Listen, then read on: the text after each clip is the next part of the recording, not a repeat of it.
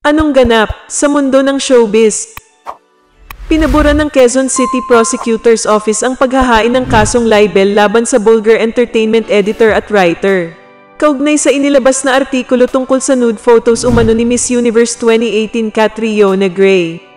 Pinakakasuhan ng libel sa korte sina entertainment editor Janice Navida at writer Mel Balyanera.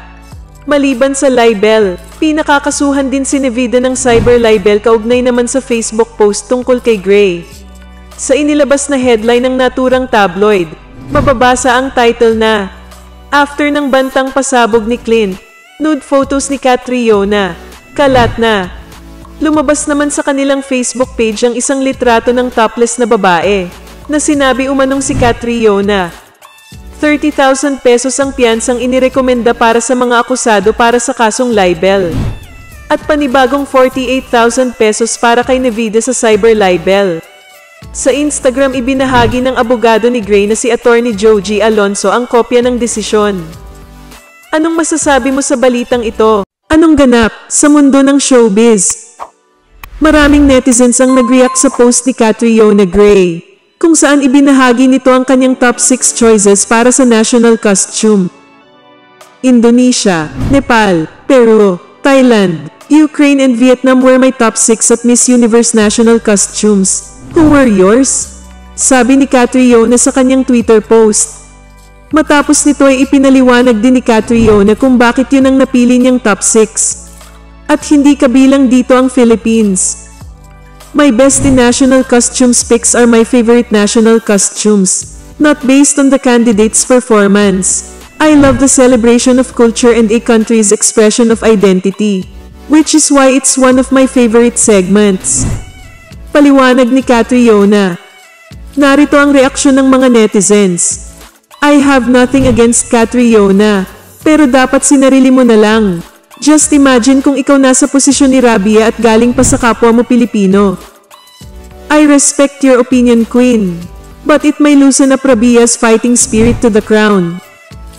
Mema, hindi mo ba naisip na pwedeng makasama sa rest of performance ni Rabia tong tweet mo? Ang insensitive ng tweet mo. Mema, sa true lang. Ano sa palagay nyo? Ibig sabihin ay hindi niya trip ang costume ni Rabia, di ba? Ang ganap sa mundo ng showbiz. Mas maganda, mas sariwa, mas mukhang bata. Ganyan ilarawan ng mga netizen si Miss Universe 2018 Catriona Gray. Natotoo naman, dahil sa Instagram niya, mas lutang talaga ang kagandahan niya kapag wala siyang makeup. Na kahit tipong woke up like this ang dating niya. Na magulo pa ang buhay, ang ganda-ganda pa rin talaga niya. Ang magandang disposisyon sa buhay.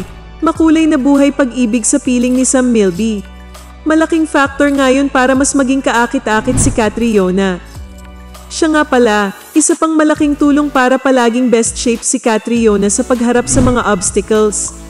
Yun ay pagmamahal sa sarili. Wala raw masama kung unahin mong mahalin ang sarili mo, bago ang iba. Hindi nga raw yun sa pagiging makasarili o selfish. Ano sa palagay nyo? Wala talagang kupas si Queen Cat.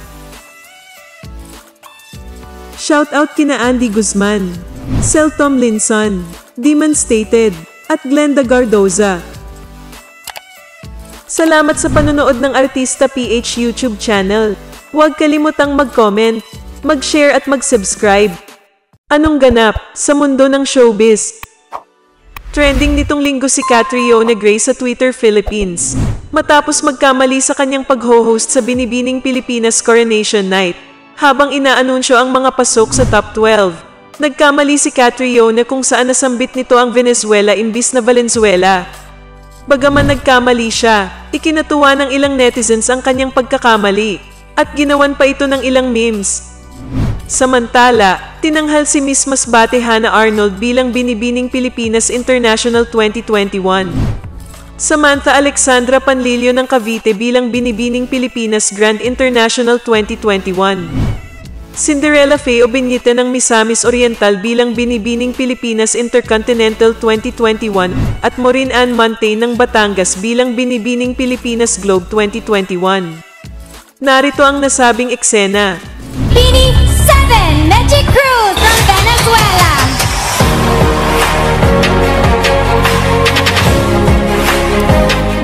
pandemic reminded us that we are all equal and can be infected by COVID-19, regardless of our social status, age, race, religion, or gender. But with compassion, respect, and unity, together we can heal. Anong masasabi mo sa balitang ito?